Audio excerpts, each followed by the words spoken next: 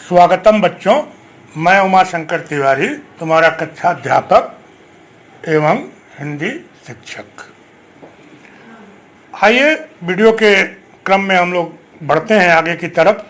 आज का हम लोगों का टॉपिक है पाठ्य पुस्तक में जो चप्पल पाठ है, चप्पल कहानी, वो काविटूरी वेंकट नारायण राव द्वारा लिखा हुआ चप्पल कहानी। इस पर हम लोग आज जो है चर्चा करेंगे, इस पाठ को समझने का प्रयास करेंगे। मुख्य रूप से इसको हम लोग 6 बिंदुओं पर इस पाठ को देखेंगे। प्रथमतः स्टार्ट करेंगे रचनाकार के परिचय से, तत्पश्चात शीर्षक, पाठ का सारांश, पाठ का उद्देश्य, पाठ का संदेश और मुख्य बिंदुओं को देखेंगे। जो पाठ के अंदर जो मुख्य पात्र हैं, रंगैया और मास्टर साहब, इनके चरित्र के मुख्य बिंदुओं को हम लोग जो है देख लेंगे। और इसके साथ ही आप ध्यान दीजिएगा कि आपके स्क्रीन पर आते रहेगा पाठ में आए हुए जो शब्द हैं, उनके अर्थ, शब्दार्थ, फिर आपको कुछ बहुविकल्पीय प्रश्न जो 1 नंबर का जो आता है वो, और जो मुख्य 2 पात्र हैं रंगैया और मास्टर साहब, इनके चरित्र के मुख्य बिंदु ये आते हैं। तो चलिए शीर्षक की तरफ बढ़ते हैं।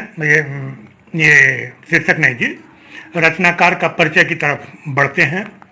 जो बिंदुवार क्रम हम लोगों ने निश्चित किया था उसके तहत आइए। दक्षिण भारतीय भाषाओं के रचना संसार में काविटूरी वेंकट नारायण राव एक प्रसिद्ध हस्ताक्षर है। हिंदी भाषा में अनुदित साहित्यकारों की ढेरों रचनाएं अब पढ़ी जाने लगी हैं।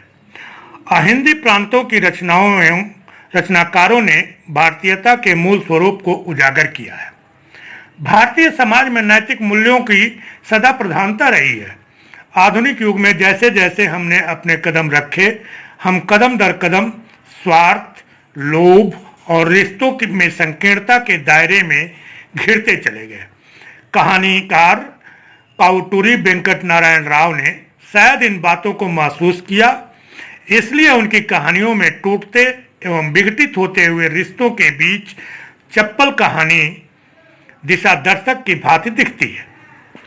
काविटूरी का रचना संसार क्षेत्रीय परिधि से बाहर आकर भारतीय कथा क्षितिज पर देदीप्यमान नक्षत्र की तरह प्रज्वलित है। आज का दौर बाजारवाद, उपभोक्तावाद एवं उपनिवेशवाद का युग है। इस युग में रिश्ते, मानवीयता, उदारता एवं उसकी संवेदनशीलता कहीं न कहीं दम तोड़ रही है। ऐसे संक्रमणकालीन एवं संकटकालीन युग में काविटूरी वेंकट नारायण राव की कहानियां रिश्तों को जोड़ती हुई दिखाई पड़ती हैं। नग्न यथार्थवाद जहां फन फैलाए 10 लेने के लिए खड़ा है, वहीं काविटूरी वेंकट नारायण राव की रचना संसार आशीर्वाद की चरम पराकाष्ठा का वाहक है। अगले क्रम में हम लोग चप्पल जो शीर्षक है उसके औचित्य पर विचार विमर्श करेंगे, उसको देखेंगे, उसको ध्यान देंगे। आइए शुरू करते हैं। किसी भी रचना के शीर्षक को आलोचकों ने रचना का केंद्र बिंदु माना है, जिसके चारों ओर संपूर्ण कथा चक्कर काटती दिखाई पड़ती है। इस विशेषता के आधार पर जब हम प्रस्तुत रचना की समीक्षा करते हैं तो साफ स्पष्ट हो जाता है कि संपूर्ण कथा चप्पल पर ही केंद्रित है। कथा के प्रारंभ में ही रचनाकार ने जब रंगैया चप्पल सी रहा था, उसी समय उसका बेटा अपने मास्टर साहब की चप्पल लाकर उसके सामने पटक दिया। कहानी का अंत भी 2 चमकदार चप्पलों को बचाए रखकर अपनी जान की कुर्बानी देते हुए दर्शाया गया है। यद्यपि उसके पीछे कहानीकार का उद्देश्य यह दर्शाना है कि मानव जीवन में गुरु का इतना महत्व होता है कि गुरु के लिए कुछ भी करना कम ही है। रंगैया की विशेषता चप्पलों को बनाने जैसे छोटे काम करने की है, किंतु उसकी महानता उसकी भावना से प्रकट होती है कि उसमें शिक्षा के प्रति इतना अनुराग है कि वह कुछ भी करके अपने बेटे को पढ़ाना लिखाना चाहता है। 50 वर्षों तक एक ही स्थान पर एक ही काम चप्पल सिलाई करने वाला रंगैया बूढ़ा और जर्जर हो गया है, किंतु बेटे को शिक्षा दिलाने की इच्छा ही उसे शक्ति प्रदान कर रही है। उसका मानना है कि वह टूटी फूटी बेजान चप्पलों को ठीक करके उसमें जान डाल सकता है, जो उसके ज्ञान और कार्यकुशलता की देन है। तो पढ़ लिख कर ज्ञान प्राप्त करके असंभव को भी संभव बनाया जा सकता है। ऐसी स्थिति में एक चप्पल बनाने वाले के माध्यम से यदि इतने बड़े उद्देश्य को स्पष्ट किया जा सकता है तो कहानी का शीर्षक भला और इसका क्या हो सकता है। शीर्षक की संक्षिप्तता, कौतूहलवर्धकता आदि विशेषताओं को देखते हुए भी प्रस्तुत कहानी का शीर्षक चप्पल ही उचित और सार्थक जान पड़ता है, जिसे पढ़ने मात्र से ही पाठक के मन में ऐसा भाव तुरंत जग जाता है कि वह कहानी को समाप्त किए बगैर नहीं छोड़ता। कहानी का अंत भी बड़ा हृदय विदारक है। रंगैया अभी चप्पलों को अपनी झोपड़ी में अटारी पर रखकर कुछ खाने के बाद पीपल के पेड़ के नीचे आराम कर ही रहा है कि वहां बनी सभी झोपड़ियों में आग लग जाती है। रंगैया एक लड़के को पैसा देकर भी चप्पलों को बचाने की कोशिश करता है, किंतु वह तैयार नहीं होता।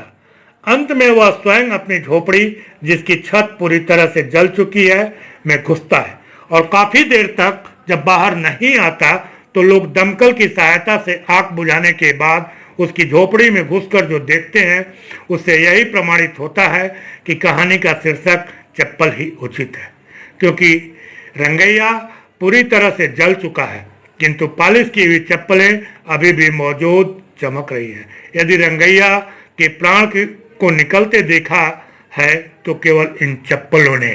चलिए अब आगे बढ़ते हैं पाठ के सारांश की तरफ। सारांश पर ध्यान देंगे। काउटूरी वेंकट नारायण राव द्वारा रचित प्रस्तुत कहानी टूटते एवं विघटित होते हुए रिश्तों के बीच दिशा दर्शक की भात दिखती है, जिसमें राव जी ने दक्षिण भारतीय परिवार और परिवेश का बड़ा ही जीवंत वर्णन किया है। रंगैया जैसा साधारण व्यक्ति जो कार्य करके जीवन निर्वाह करता है, उसमें भी अपने 5 बच्चों के मर जाने के बाद पैदा हुए बच्चे रमण को पढ़ा लिखा कर एक सच्चा इंसान बनाने की लालसा हिलोरे लेते दिखाई पड़ती हैं। वह ज्ञान और गुरु को अपने प्राणों से भी अधिक महत्वपूर्ण समझता है। यही कारण है कि वह परिस्थिति की मार को सहते हुए भी अपने 8 साल के बच्चे को पढ़ाने के लिए पाठशाला भेजता है।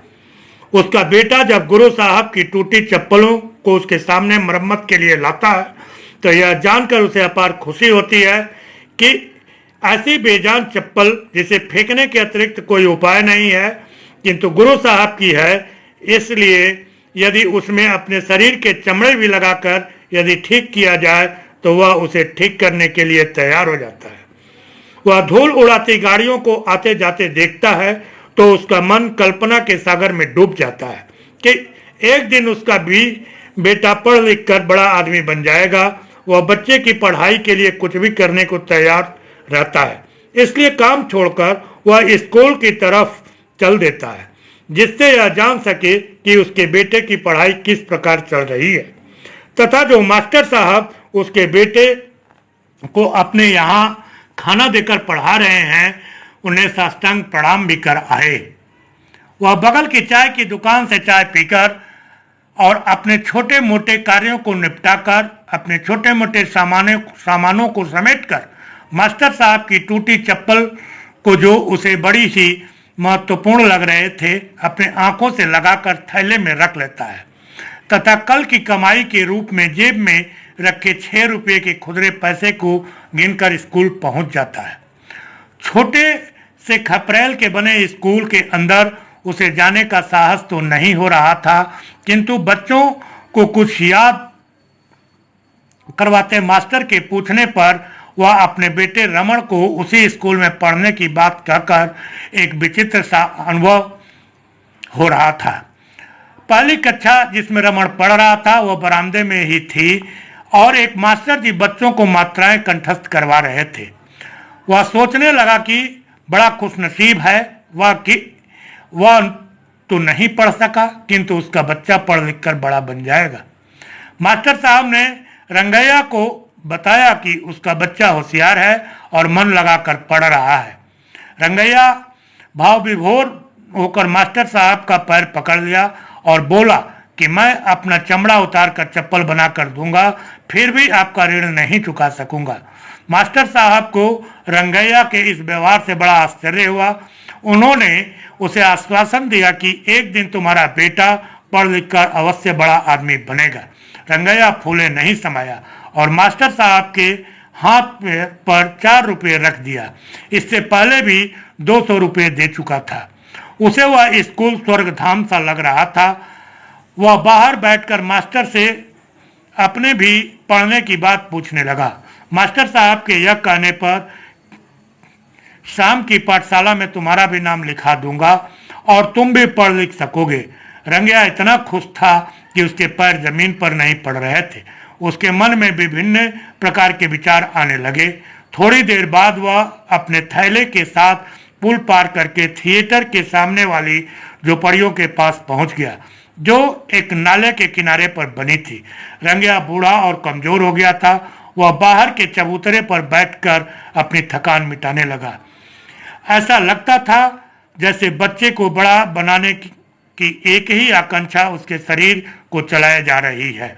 वह झोपड़ी के अंदर जाकर पानी पिया और सामने लगी वेंकटेश्वर भगवान की तस्वीर को प्रणाम करके फिर आकर चबूतरे पर बैठकर मास्टर साहब की चप्पल बनाने लगा। वह जिस बदबूदार बस्ती में रहता था, वहाँ के लोगों के बदबूदार जीवन के विषय में सोचने लगा। उसी समय पोली, जिसका रंगैया मामा लगता था, सड़ा आम चूसती आई और उससे बोली कि उसकी माँ की तबीयत ठीक नहीं है, इसलिए घर में खाना नहीं पकेगा।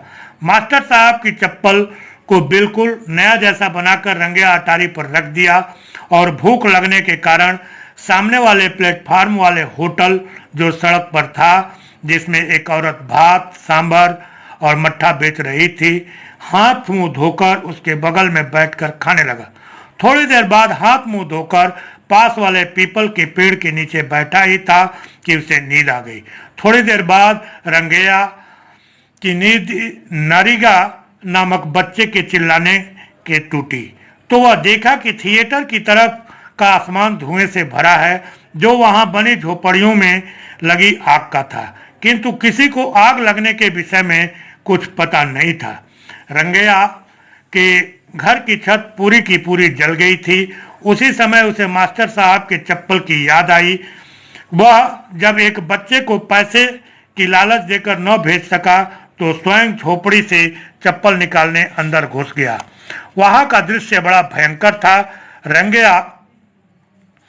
रंगैया मुंह के बल गिरा था।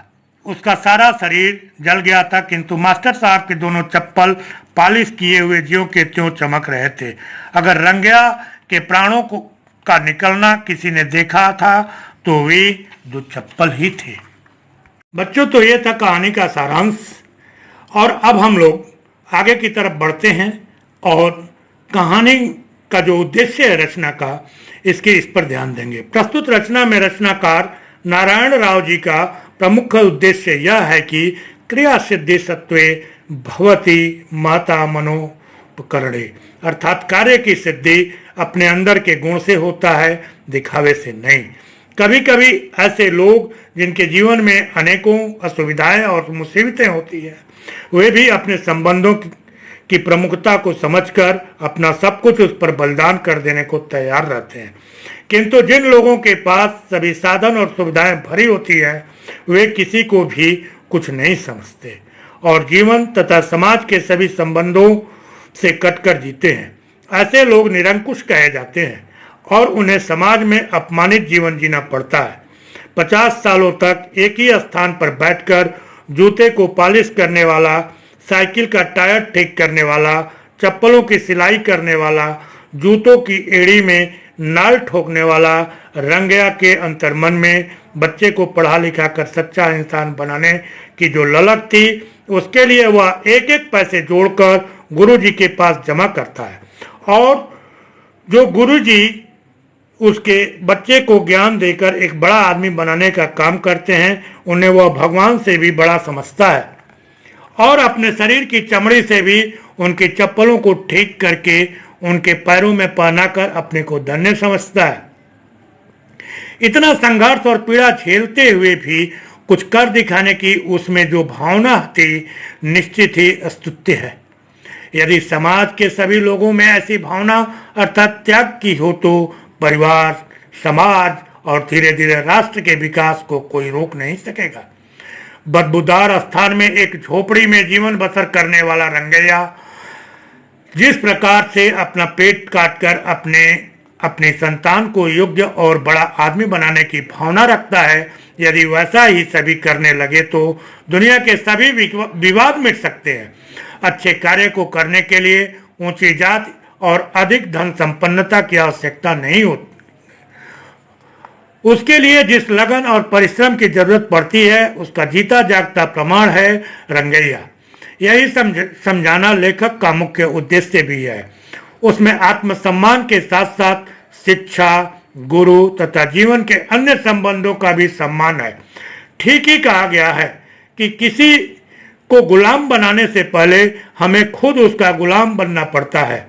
रंगैया को गुरु जी की किसी भी प्रकार की गुलामी मंजूर है, क्योंकि वह अपने बेटे को पढ़ाने का गुलाम उन्हें बना लेना चाहता है और जब वह झुककर गुरु जी का पैर पकड़ लेता है तो मन और शरीर तो क्या गुरु जी का रोम रोम भी उसका ऋणी हो जाता है और उसे आशीर्वाद देते हुए गुरु यहाँ तक कह देते हैं कि तुम्हारा बेटा एक दिन अवश्य बड़ा आदमी बनेगा, जिससे रंगैया बहुत बेहद खुश होता है। मानव जीवन इसी प्रकार के सद्र व्यवहारों और आचार विचार पूर्ण कार्य को करने का नाम है। अहंकार, अभिन्न भाव दर्शन और मिथ्या भाषण, स्वार्थपरता तो पशुता है। यही समझाना रचनाकार का मुख्य उद्देश्य है। तो ये हम लोगों ने पाठ के उद्देश्य को समझा, देखा। अब आगे बढ़ते हैं, संदेश की तरफ चलते हैं। प्रस्तुत रचना चप्पल के माध्यम से कहानीकार नारायण राव ने हमें यह संदेश देना चाहा है कि जीवन में शिक्षा का सर्वोच्च स्थान है। शिक्षा ही मनुष्य की पाश्विक प्रवृत्ति को शुद्ध करके मानवता के विशिष्ट गुणों में परिवर्तित करती है। ऐसी स्थिति में संसार से अन्य सभी रिश्तों संबंधों से उच्च और श्रेष्ठ संबंध गुरु और शिष्य का है संसार में। इसीलिए यदि सबसे ऊंचा स्थान किसी का है तो उसका नाम गुरु ही है। गुरु का स्थान माता पिता यहाँ तक कि ईश्वर से भी ऊंचा है। इसे दर्शाते हुए कहानीकार ने यथार्थवाद की नग्नता से फैले विष को आशीर्वाद के अमृत से मिलाने का संदेश दिया है। रंगैया की झोपड़ी में वेंकटेश भगवान की तस्वीर तथा मास्टर साहब की चप्पल पड़ी थी। झोपड़ी के जलने पर उसे चप्पल की ही याद आती है, जिसे वह अपनी जान देकर भी बचाता है, किंतु भगवान की तस्वीर को नहीं। कबीर दास जी ने भी गुरु के महत्व को बताते हुए यही संदेश दिया है कि राम नाम के पत्तरे देव के कुछ नाय, क्या लाए गुरु संतोषिए हंस ही मनमाए। मन में गुरु के प्रति अपार श्रद्धा थी। उनके जैसे महान परोपकारी, उपयोगी और श्रेष्ठ उसकी निगाह में अन्य कोई हो ही नहीं सकता था। वह गुरु पर विश्वास करके 204 रुपये उन्हें इकट्ठा करके देता है और अपने बेटे रमन को पढ़ा लिखा कर बड़ा आदमी बनाने का दायित्व भी। यही कारण है कि जिस टूटी चप्पल को फेंक देना ही उचित था, उसे बड़ी कारीगरी और मेहनत से बनाकर नया जैसा चमका देता है। उसे ऐसा करने में यदि उसे अपना चमड़ा भी उतार कर लगाना होता तो वह भी तैयार था। एक तरफ बाप बेटे के संबंधों के निर्वाह की जिम्मेदारी, तो दूसरी तरफ गुरु शिष्य के संबंधों का महत्व रचनाकार की आदर्शवादी दृष्टि की सूचक है, जिसके आधार पर हमें यही संदेश मिलता है कि संसार में गुरु का महत्व ऐसा होता है जिसको स्थापित करने के लिए प्राणों को गवा देना भी थोड़ा है, कम है, उचित है। निर्धन, बेबस और बेसहारा होते हुए भी रंगैया अपने प्राणों की परवाह नहीं करता है। दूसरी तरफ स्वयं अभावग्रस्त जीवन जीकर एक एक पैसा जोड़ता है और बच्चे के उज्जवल भविष्य के लिए इकट्ठा करता है। इससे उसके त्यागी होने, अपना बलिदान कर देने के स्वभाव का परिचय मिलता है, जिसके आधार पर हमें यही संदेश मिलता है कि हमें अपने सभी संबंधों के निर्वाह के लिए त्याग और बलिदान करने को तैयार रहना चाहिए। तो बच्चों, अब तक हम लोगों ने देख लिया पाठ का रचनाकार का परिचय, शीर्षक, पाठ का सारांश, पाठ का उद्देश्य, पाठ का संदेश, और अब हम लोग पाठ में जो मुख्य पात्र है रंगैया और मास्टर साहब, तो इन दोनों लोगों के चरित्र में जो मुख्य बिंदु हैं उन पर हम लोग ध्यान देंगे, है ना। उनको हम लोग एक पॉइंट्स की तरह, हेडिंग्स की तरह दिमाग में रख लेंगे। और ख्याल कीजिएगा, आपको फिर याद दिला दें कि स्क्रीन पर आपको शब्दार्थ और कुछ बहुविकल्पीय प्रश्न और रंगैया और मास्टर साहब के चरित्र के जो चरित्र चित्रण में जो मुख्य बिंदु हैं ये आपको मिलेंगे। आइए चलिए शुरू करते हैं। रंगैया का चरित्र चित्रण, मुख्य बिंदु इसमें हमने 7 निर्धारित किए हैं। इसको आप पाठ पढ़ेंगे तो आराम से हो जाएगा, और मास्टर साहब में भी 7 है ना। तो आइए, रंगैया का चरित्र चित्रण। मुख्य बिंदु पहला, पुत्र प्रेम। अपने पुत्र से वो प्रेम करता है, शिक्षा प्रेमी है, जो कि अभी हम आपने सब देखा, सारांश में देखा, फिर संदेश में, उद्देश्य में, सब में आपने सब देखा है। तो आप आराम से इसको एक्सप्लेन कर लेंगे, लिख लेंगे, हमको पता है। तीसरा है गुरु भक्त। चौथा है भविष्य के प्रति जागरूक। पांचवा साहसी। छठवां कर्मठ कार्य कुशल। सातवां गुदड़ी का लाल है। आइए मास्टर साहब के चरित्र के मुख्य बिंदुओं को देखते हैं हम लोग। मास्टर साहब का वेशभूषा। मास्टर साहब उदार हृदय हैं। बच्चों के प्रति उनका प्रेम, एक सफल गुरु, बाल मनोविज्ञान का ज्ञाता।